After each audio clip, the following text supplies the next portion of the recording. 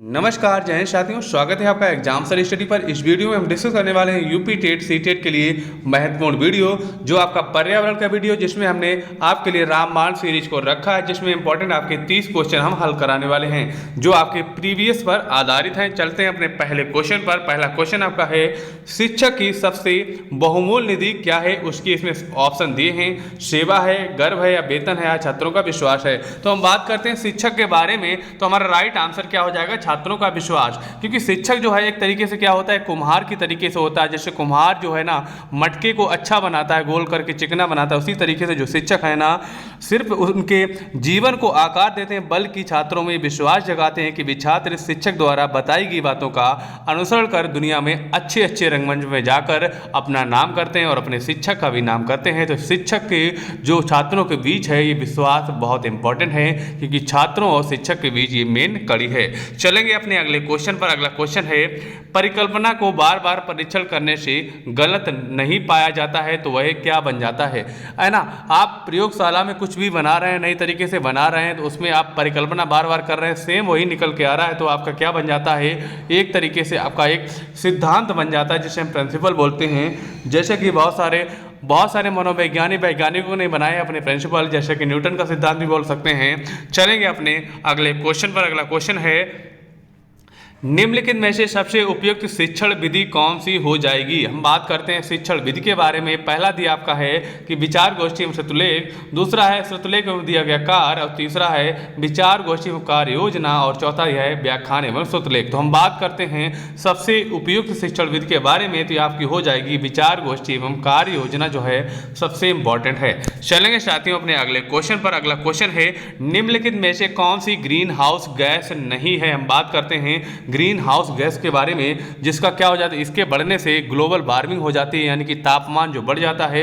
इसमें सबसे ज़्यादा तापमान बढ़ाने का काम कौन करता है? कार्बन डाइऑक्साइड करती है। लेकिन हमें बताना है इसमें से ग्रीन हाउस गैस कौन सी नहीं है, तो राइट आंसर हमारा हो जाएगा हीलियम, जो है एक ग्रीन हाउस गैस नहीं है, जो कि एक निष्क्रिय नोबेल गैस है ना। चलेंगे अपने अगले क्वेश्चन पर। अगला क्वेश्चन है, ध्वनि प्रदूषण का मापन किस इकाई द्वारा किया जाता है? तो हम बात करते हैं ध्वनि प्रदूषण के बारे में। जैसे कि अगर ध्वनि की बात करते हैं तो ध्वनि किस में मापी जाती है? प्रदूषण की बात करेंगे तो हमारी ध्वनि जो है डेसिबल में नापी जाती है, तो राइट आंसर हमारा बी हो जाएगा, है ना। चलेंगे अपने अगले क्वेश्चन पर। अगला क्वेश्चन है, निम्न में से किस स्थलाकृति का निर्माण हिमानी द्वारा हुआ है? तो हम बात करते हैं हिमानी द्वारा किस स्थलाकृति का निर्माण हुआ, तो हो जाएगा राइट आंसर हमारा बी, जो है इसका राइट आंसर हो जाएगा। यानी कि जो यू आकार की घाटी है ना, इसका निर्माण हुआ है किससे? हिमानी द्वारा हुआ है, तो राइट आंसर हमारा यू आकार की घाटी हो जाएगी। अब हम बात करते हैं कि भैया बी आकार की घाटी का निर्माण किससे हुआ है, इसका निर्माण किससे हुआ है? तो इसका निर्माण युवा नदियों द्वारा हुआ है, तो राइट आंसर हमारा इसका था बी था। अगर बी का पूछा जाए, बी किसका मतलब बी इसका आंसर है, बी आकार की घाटी का पूछा जाए तो युवा नदियों द्वारा हुआ, हिमानी के द्वारा हुआ है यू आकार घाटी का निर्माण। चलेंगे अपने अगले क्वेश्चन पर। क्वेश्चन है, निम्न नदियों में से कौन सी नदी बंगाल की खाड़ी में गिरती है? तो हम बात करते हैं इसमें से जो 3 नदियां हैं वो अरब सागर में गिरती है। जैसे कि हम बात करते हैं भारत का नक्शा का जो नीचे वाला पॉइंट होता है ना, तो ये हमारा हो गया इधर वाला अरब सागर, है ना। ये हमारा क्या हो गया? ये हमारा हो गया बंगाल की खाड़ी। तो इसमें पूछा गया कि बंगाल की खाड़ी में कौन सी गिरती है, अरब सागर में कौन गिरती है? तो हम बात करते हैं ताप्ती, नर्मदा और सिंध जो नदी हैं, तीनों की तीनों अरब सागर में गिरती हैं, और स्वर्ण रेखा जो है ना ये हमारी बंगाल की खाड़ी में गिरती है। चलेंगे अपने अगले क्वेश्चन की तरफ। क्वेश्चन हमारा है, राकेश कक्षा 5 पर्यावरण विज्ञान शिक्षक द्वारा दिए गए कार्य को समय से प्रस्तुत नहीं करता है, अतः सबसे उपयुक्त सुधारात्मक उपाय हो सकता है। ये एक पेडागोजी का क्वेश्चन है, सीटेट में काफी बार पूछा गया है, यूपी टेट में भी पूछा गया है, तो बहुत इसका इंपॉर्टेंट आंसर की बात करते हैं तो क्या हो जाएगा? इसका पहला ऑप्शन दिया है कि प्रधानाध्यापक की जानकारी में लाना। अगर आप शिक्षक हैं तो आप प्रधानाध्यापक के पास नहीं जा सकते, ये आपका गलत आंसर हो जाएगा। दूसरा है, खेल की कक्षा में जाने पर प्रतिबंध लगाना, तो बच्चों पे आप कोई प्रतिबंध नहीं लगा सकते हैं। और चौथा दिया है, उसकी अनियमितताओं को लिखित जानकारी माता पिता को देना। क्यों? अगर माता पिता को जानकारी देंगे तो स्कूल क्यों भेजेंगे, तो आपकी जिम्मेदारी है। शिक्षक की सारी जिम्मेदारी, तो शिक्षक को क्या करना चाहिए? सी हमारा सही हो जाए, क्योंकि उसकी अनियमितताओं के कारणों को जानकर उसे सही मार्गदर्शन देना शिक्षक का मूल मूल कर्तव्य हो जाता है। तो हमारा राइट आंसर सी इसका हो जाएगा। अगला क्वेश्चन की बात करते हैं। क्वेश्चन हमारा है मध्य प्रदेश में कौन सा शहर झीलों का शहर कहा जाता है, यानी कि सबसे ज़्यादा झीलें जो हैं किस शहर में पाई जाती हैं, मध्य प्रदेश की बात करते हैं। तो राइट आंसर हमारा क्या हो जाएगा, भोपाल इसका सही आंसर हो जाएगा। कौन कौन सी हो जाएंगी, लोअर लेक हो जाएगी, एक हो जाएगी आपकी अपर लेक जैसी दो झीलें। सुंदर झीलों के कारण भोपाल को झीलों का शहर जो है कहा जाता है। अगला क्वेश्चन है 10 नंबर का, निम्न में से कौन सा सागर यूरोप को अफ्रीका से अलग करता है। तो राइट आंसर हमारा हो जाएगा भूमध्य सागर जो है यूरोप को अफ्रीका से अलग करता है। तो राइट आंसर भूमध्य सागर हो जाएगा। अगला क्वेश्चन है देख लेते हैं, अंतर्राष्ट्रीय ओजोन दिवस मनाया जाता है। तो हम बात करते हैं ओजोन दिवस के बारे में। इसका राइट आंसर हो जाएगा 16 सितंबर को ओजोन दिवस मनाया जाता है। आपको पता है मॉन्ट्रियल प्रोटोकॉल कब हुआ था, 16 सितंबर 1987 को हुआ था। जो उसके बाद से ना 16 सितंबर को क्या मनाया जाता है, ओजोन दिवस मनाया जाता है। चलेंगे अपने अगले क्वेश्चन पर। अगला क्वेश्चन है किसी खाद्य श्रृंखला से में शाकाहारी होते हैं। शाकाहारी कौन से होते हैं, प्राथमिक वाले होते हैं। जो स्टार्टिंग में जो होते हैं ना वही हमारे क्या होते हैं, प्राथमिक उपभोक्ता जो होते हैं वही शाकाहारी होते हैं, है ना। तो राइट आंसर हमारा बी हो जाएगा। बी हमारा जो है राइट आंसर हो जाएगा। अगर द्वितीय बात करें, द्वितीय कौन से होते हैं, द्वितीय हमारे होते हैं मांसाहारी। तो राइट आंसर हमारा प्राथमिक हो जाएगा। अगला क्वेश्चन है पारिस्थितिकी तंत्र के तत्वों के चक्रण को क्या कहते हैं। हम बात करते हैं चक्रण को क्या कहते हैं। तो राइट आंसर हो जाएगा जैव भू रासायनिक चक्र कहते हैं, है ना। क्या कहते हैं, जैव भू रासायनिक चक्र कहते हैं। अगला क्वेश्चन है निम्नलिखित ईंधनों में कौन सा न्यूनतम पर्यावरणीय प्रदूषण उत्पन्न करता है, यानी कि इसमें कौन सा जो ईंधन ऐसा है जिसमें प्रदूषण सबसे कम होता है। डीजल में होता है प्रदूषण ज़्यादा, पेट्रोल में भी होता है, कोयला में भी होता है, लेकिन जो हाइड्रोजन है ना इसमें प्रदूषण सबसे कम होता है। तो राइट आंसर हमारा क्या हो जाएगा, हाइड्रोजन जो इसका है राइट आंसर क्या हो जाएगा, हाइड्रोजन इसका राइट आंसर हो जाएगा सी। चलेंगे अपने अगले क्वेश्चन पर। क्वेश्चन है संकटग्रस्त जंतु दैत्याकार पांडा पाया जाता है। तो हम बात करते हैं दैत्याकार जो पांडा है सबसे ज़्यादा कहाँ पाया जाता है। सबसे ज़्यादा की बात करें क्योंकि संकटग्रस्त ही है तो चीन में पाया जाता है बहुत कम मात्रा में। तो राइट आंसर हमारा चीन हो जाएगा। राइट आंसर क्या हो जाएगा, चाइना हो जाएगा। चलेंगे अपने अगले क्वेश्चन पर। अगला क्वेश्चन है निम्नलिखित किस गैस के कारण भोपाल गैस त्रासदी हुई थी। क्वेश्चन बहुत बार काफ़ी एग्जाम में आ चुका है कि भोपाल गैस त्रासदी में कौन सी गैस जो है रिसाव हो गया था। तो मिथाइल आइसोसाइनेट का रिसाव जो है भैया हो गया था। इसमें कम से कम 15,000 लोग जो है मारे गए थे, क्योंकि एक कंपनी थी, कौन सी, यूनियन कार्बाइड कंपनी में कारखाने में जहरीली गैस जो थी उसका नाम था मिथाइल आइसोसाइनेट का रिसाव से 15,000 लोग कम से कम मारे गए थे। ये घटना जो है 1984 में हुई थी। कब हुई थी, 1984 में घटना हुई थी। अगर हम बात करते हैं कब हुई थी, 3 दिसंबर को हुई थी। चलेंगे अपने अगले क्वेश्चन पर। क्वेश्चन हमारा है किस देश में क्रिसमस का त्यौहार गर्मियों में मनाया जाता है। तो हम बात करते हैं किस देश में क्रिसमस का त्यौहार गर्मियों में मनाया जाता है। जो क्रिसमस होता है 25 दिसंबर को होता है, हर जगह 25 दिसंबर को होता है, लेकिन क्या होता है कि ऐसा कौन सा देश है जहां पर 25 दिसंबर को, क्या भैया अपने भारत में तो सर्दी होती है लेकिन वहां पर क्या होता है, गर्मी होती है। तो राइट आंसर हमारा हो जाएगा ऑस्ट्रेलिया हो जाएगा।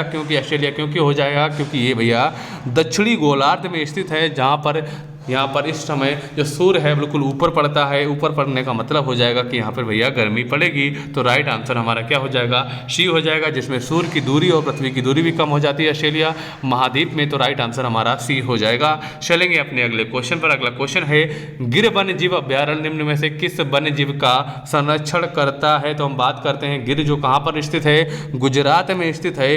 इसमें क्या पाए जाते हैं, इसमें भैया जंगली शेर पाए जाते हैं। तो राइट आंसर हमारा डी हो जाएगा। डी हो जाएगा ना, डी हमारा राइट आंसर हो जाएगा क्योंकि यहाँ पर शेर पाए जाते हैं। चलेंगे अपने अगले क्वेश्चन पर। क्वेश्चन है निम्न में से कौन सी प्राकृतिक वनस्पति मरुस्थलीय प्रदेशों में पाई जाती है। तो हम बात करते हैं मरुस्थलीय प्रदेशों में कौन सी वनस्पति पाई जाती है। तो राइट आंसर चलेगा हमारा कैक्टस के साथ जाएंगे। तो राइट आंसर हमारा क्या, कैक्टस हो जाएगा। चलेंगे साथियों अपने अगले क्वेश्चन पर। क्वेश्चन है ग्रीन मफलर संबंधित है। हम बात करते हैं ग्रीन मफलर के बारे में, तो ये किससे संबंधित है। तो राइट आंसर हमारा क्या हो जाएगा, ये हमारा ध्वनि प्रदूषण से संबंधित है, क्योंकि जहाँ पर जिस क्षेत्र में ध्वनि प्रदूषण ज़्यादा होता होता है तो वहाँ पर 4-6 पंक्तियों में भैया क्या वृक्ष लगा दिए जाते हैं। वृक्ष लगाने से क्या होता है कि वहाँ पर प्रदूषण जो है, वृक्ष जो है क्या करते हैं, ध्वनि को अवशोषित कर लेते हैं, जिससे वहाँ पर ध्वनि ज़्यादा नहीं होती, लोगों के कानों में नहीं पहुँच पाती, जिससे हानिकारक जो ध्वनि है उनके कानों में नहीं पहुँचती, जिससे क्या होता है भैया, इसे जो पौधे उसमें लगाए जाते हैं ना, उन्हीं पौधों को हम ग्रीन मफलर कहते हैं, जो कि ध्वनि प्रदूषण से संबंधित है। तो राइट आंसर हमारा सी हो जाएगा। चलेंगे अपने अगले क्वेश्चन के साथ। क्वेश्चन हमारा है भू परिस्थितिकी तंत्र में ऊर्जा का महत्वपूर्ण स्रोत क्या है। हम बात करते हैं भू परिस्थितिकी तंत्र में ऊर्जा का महत्वपूर्ण स्रोत के बारे में बात करते हैं। तो राइट आंसर क्या हो जाएगा, राइट आंसर हो जाएगा हमारा ए, क्योंकि सूर्य से ज़्यादा किसी में भी ऊर्जा नहीं मिलती, क्योंकि सूर्य से ही बहुत सारी चीज़ें, हम लोग से लेके कीड़े मकोड़े से लेके जितने भी वन कुछ भी हैं, सब सूर्य से ही ऊर्जा मिलती है। चलेंगे अपने अगले क्वेश्चन पर। क्वेश्चन है टाइटन किस ग्रह का प्राकृतिक उपग्रह है। हम बात करते हैं सैटेलाइट या प्राकृतिक नेचुरल सैटेलाइट के बारे में। तो अगर हम बात करते हैं ऐसे कौन से जो ग्रह हैं जिनके उपग्रह ही नहीं है, तो हमारे हो जाएंगे बुध जो शुक्र है ना, इनके तो कोई उपग्रह है ही नहीं, तो ये हमारे पहले से ही कट गए।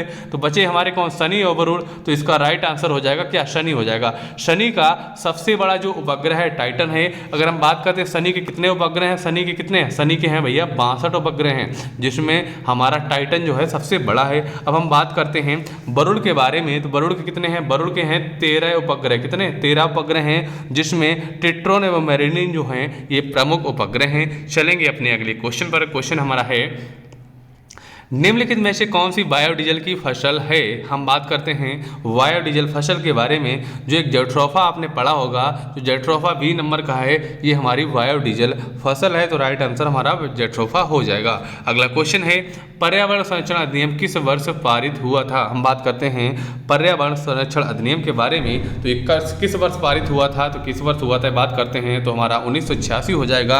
अगर हम बात करते हैं इसका प्रथम सम्मेलन कब हुआ था, प्रथम सम्मेलन जो है 5 जून 1972 को हुआ था, लेकिन इसका संरक्षण की बात करते हैं तो 1986 को हुआ था। राइट आंसर हमारा बी हो जाएगा।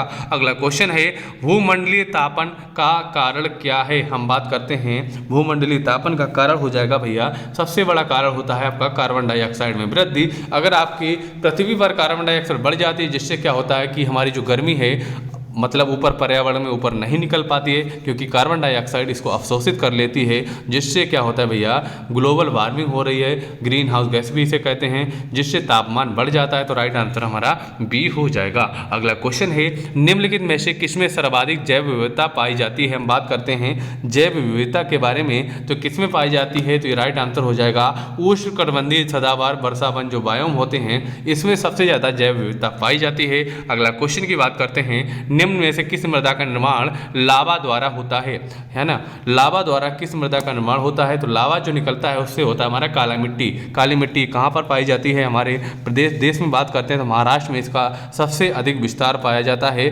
इसमें काली मिट्टी में क्या क्या होता है, इसमें होता है चूना, पोटास, मैग्नीशियम, एल्यूमिना और लोहा पर्याप्त मात्रा में पाया जाता है, और ये बहुत उपजाऊ। इसमें सबसे ज़्यादा क्या होता है, इसमें भैया कपास सबसे ज़्यादा उपयुक्त होता है, जिसमें फसल इसकी ज़्यादा होती है। अगला क्वेश्चन है वायुमंडल की कौन सी परत प्रकाश की परावैंगनिक किरणों को पृथ्वी की सतह पर आने से रोकती हैं। तो राइट आंसर क्या हो जाएगा, राइट आंसर हो जाएगा समताप मंडल, इसका राइट आंसर हो जाएगा। चलेंगे अपने अगले क्वेश्चन पर। अगला क्वेश्चन है गंगा एक्शन प्लान को लाने का उद्देश्य निम्नलिखित में से किस सुधार हेतु किया गया था। तो हम बात करते हैं गंगा एक्शन के बारे में। तो इसमें भैया लाने का एक ही प्रयास था कि जल की गुणवत्ता में सुधार लाना, जो कि प्रदूषण है, गंदगी को साफ करना। ये कब लाया गया था, ये भैया लाया गया था 1985 में। और कौन लाया था, ये भैया राजीव गांधी द्वारा गंगा कार्य योजना का शुभारंभ किया गया था, लेकिन इसको 15 वर्षों तक किया गया। इसमें बहुत सारा खर्चा हुआ, कम से कम 901 करोड़ करीब खर्चा हुआ, लेकिन गंगा में कोई भी सफाई नहीं हुई, जिससे ये क्या भैया